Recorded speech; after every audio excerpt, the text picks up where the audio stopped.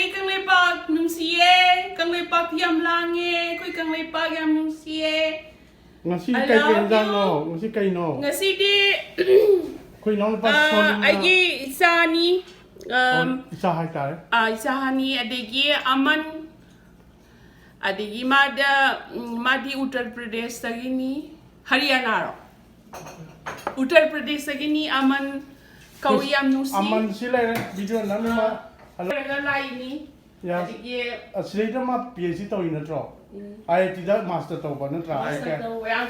IIT da sorry Indian Institute of Science da physics da PhD to da postdoctoral lai na tra.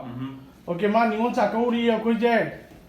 Ngan akoi gi to ru da ya ho de na ke bola ningon cha ko ri.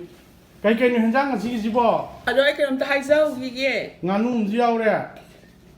Okay, adagi sina pangnam la. Yeah. Adagi kai kai sina kai no. Sana.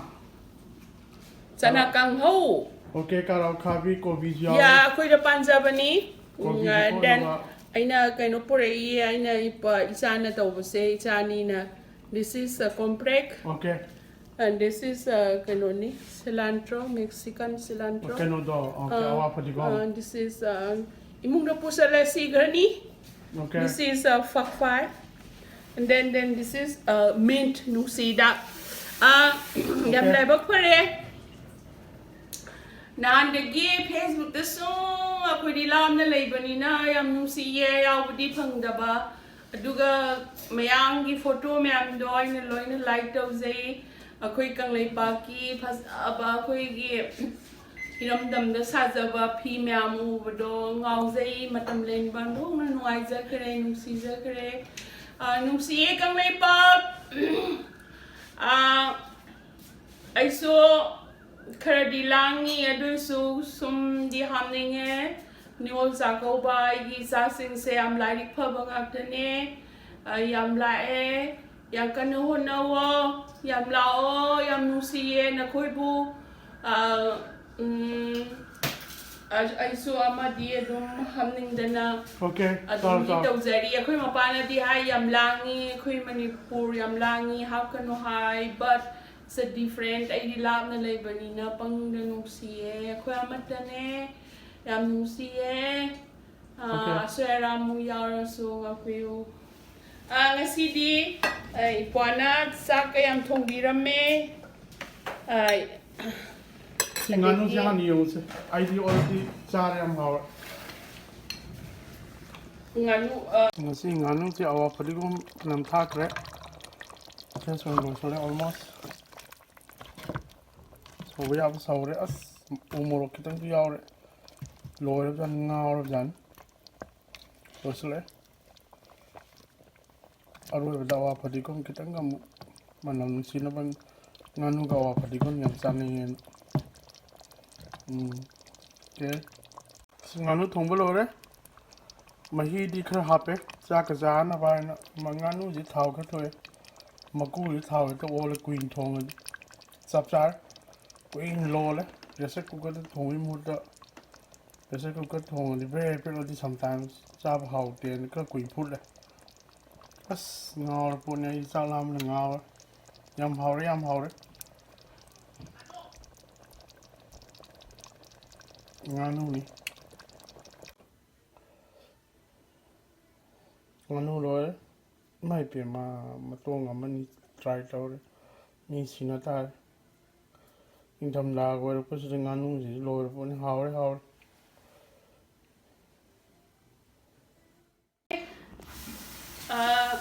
alright ngasi di saksu yam lame solid kang soy du pipi wicha adegi ngasi di ay di thau yam sa da bane macro to like ni ko thau kayam sa ta ri ngasi di sakko bani na nganu thong ni thau du ka yaw de dam da mathan na thok ni china kang thoi du ra hawai movie ne adegi yong cha mo yaw bro nang cha adegi alu ne khamen chin ma cha yaw ma ne ne Mama nganu le ri kamana kang shui cha ru no. ni na mai nganu kya pam de nang di nganu yam sar ba nang ja Ini kawat ni ko. okay yam le Pagda. no yam khai mi no Kalau bilang mabu ini teman. Hào ye.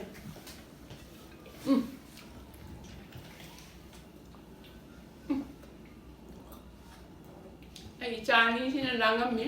Kepo kayo.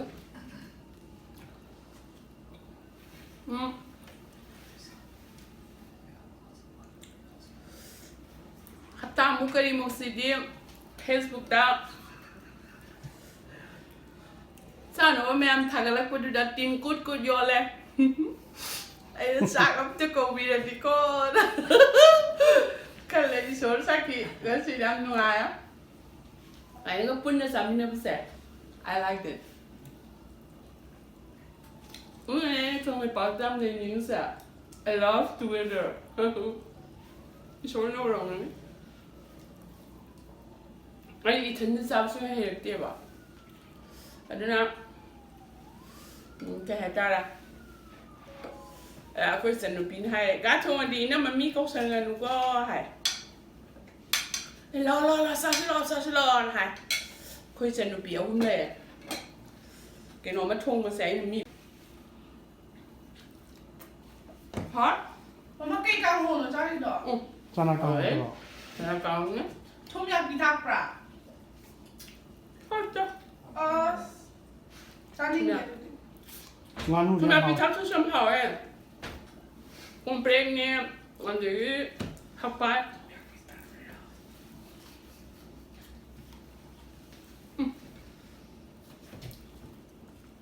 Mexican cilantro It's called culantro.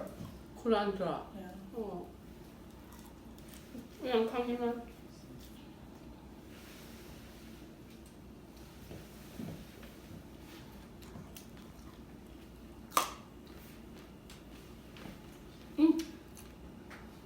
국가의 밖에 사령 공방 공화 통험의 암동을 딘고 구조할래 아주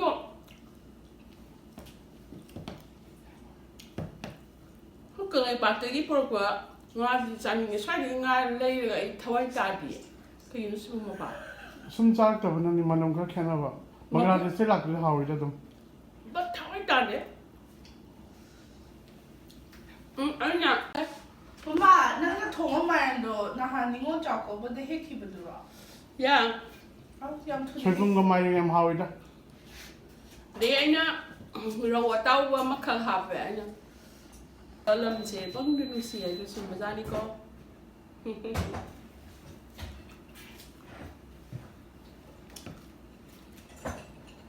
đấy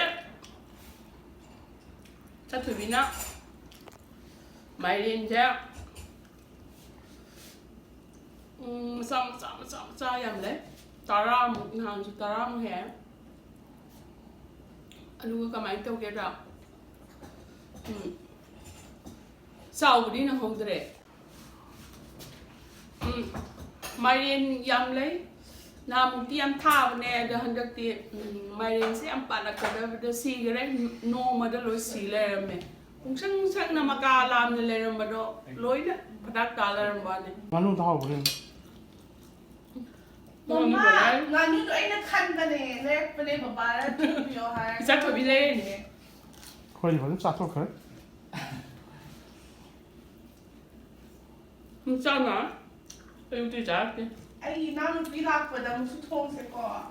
okay thôi mà bán hàng rồi thì mình đi ăn xiên số rồi nó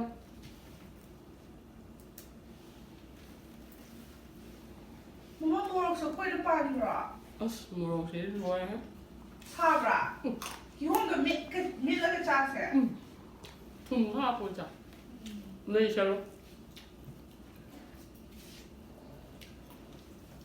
e umur ka por tu to so le amani du so mua lấy gì đó em sẽ mua cái vấn đề oh anno Naan pamaga tip pamaga pisilagis. mua gì ôi má sa ba ni umur khoi umur yam sa da kan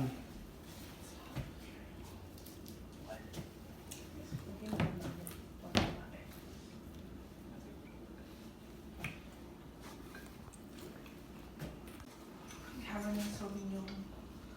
กาซาบเดียมพาวะคุยนี่น่ะไอ้ฮันน่ะใช่ว่ามันได้พันเลยพันนี้น่ะ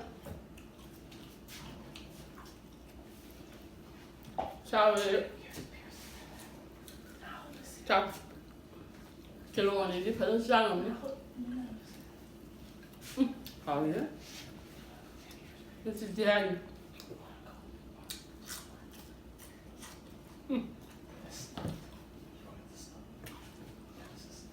อีชานี่เนาะคุยจะปั่นจะวันนี้ ลอยกันนะ It's called rainbow chard. Swiss เรน chard. โบว์ชาร์กเอาไว้ให้จ้าเนาะ Mochu yam chung thorp. asmatu ngari kha tha ga kang choi to jam hau he akhoi kya manipur da phangba khongban ho do kariya ba สนุกนะ khongban ho ba ma le dai na adumai to อันนี้เป็นโน่นเนี่ยสปินเนอร์สเนี่ยมาปาด spinach ki tan ki nom hai de do bo it is very good ที่คงมาเลยแต่佢人啱我話窮辦就係我辦嘅，佢哋知啊，佢個我喺度窮辦嚟㗎，你能講乜嘢得？窮辦都可以做嘅，我กระเพาที่สองชั้น嘅，佢哋啲窮辦都得升嘅，佢知啊，佢當工作嘅嘢，我喺度計得拉不得，家裡人聽得不順嘅， ya mi lo 啊。 Khung ban nó khơi khát bio, khơi ăn sinh, khơi khơi chụp bây giờ các bạn. คงบ้านคักเจ้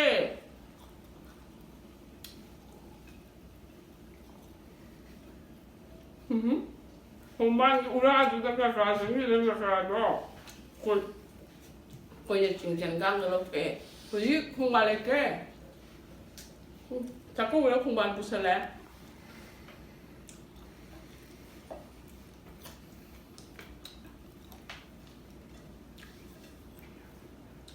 ยังนิ่งไปเลยมีเนี่ยสักๆเรื่องฟังกันนะคะชาบดีอ่ำหางชาบิโอมันคือหาวเลยมันเป็นที่ให้ nganu hau ba ไอ้อีมาพูดยันไม่ตัวเตะนี่สิตัวเลยตัวเตะ chidi yen ไอ้ na ที่สุกาลเตียว nganu ne ไอ้ที่ยันไม่เอาพวกตัวเตะตัวอะไรนั่นสิ yen na te nganu ไอ้ ne si อี si กว่านี่จานี่อีกว่านั่นที่จานี่ ngasi nganu ne Cái injan first target.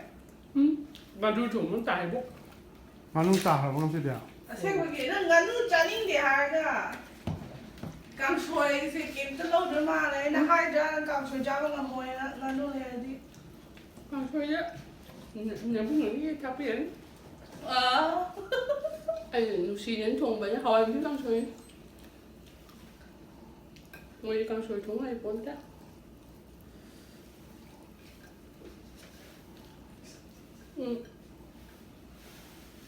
một cái nuôi sinh u bông chạm đi à đấy,เป็น啥？ngang người em sao sao sao? Hai luôn.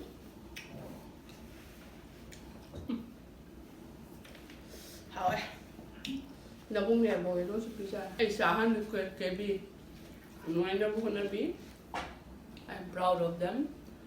I'm proud of my husband. How about Dada Soleil and Dada Aman? Are you proud of Nuôi them sinh too? thì bây giờ có. Xong thuê em đó. Khơi mi cái áo mi tiền khai lại.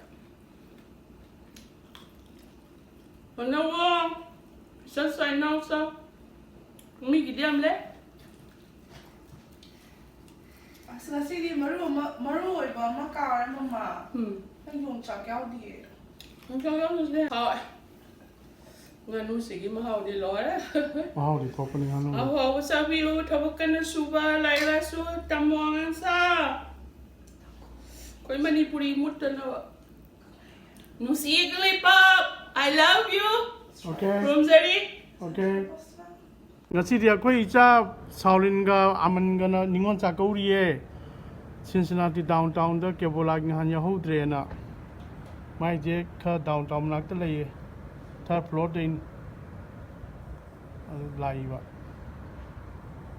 downtown တလေးပြီးနုငိုင်စုလိုက်အယုံကပါလဲငါ့လိုပြီးကလေးကတိငါကြတဲ့လာနာဝေးလိုက်ပြီး restaurant ကရီကရီစံထန်းနဘာရမရန်ကိုင်ဖုန်ကြနေဒါကတော့မခါရလွိလိုက်ကြတယ်